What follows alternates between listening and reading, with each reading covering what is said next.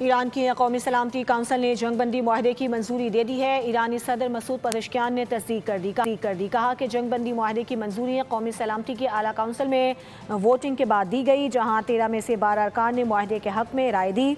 ईरानी सदर के मुताबिक रहबर आला आयतुल्लाह मुश्तबा खामनाई ने कहा था कि अगर कौमी सलामती काउंसिल के 3/4 अरकान मुआहदे के हक में होंगे तो वो भी इससे इत्तेफाक करेंगे। अहम और बड़ी खबर है, ईरान की कौमी सलामती काउंसिल ने जंगबंदी मुआहदे की मंजूरी दे दी है।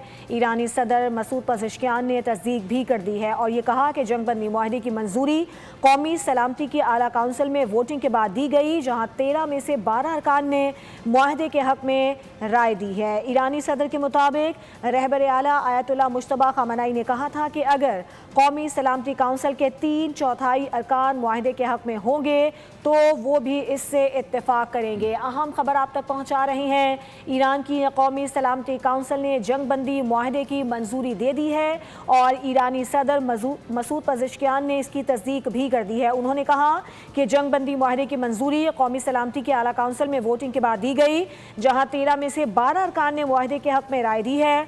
ईरानी सदर ने यह भी कहा कि रहबर आला आयतुल्लाह मुश्तबा खामनाई ने कहा था कि अगर कौमी सलामती काउंसिल के 3/4 अरकान मुआहदे के हक में होंगे तो वो भी उससे इत्तेफाक करेंगे।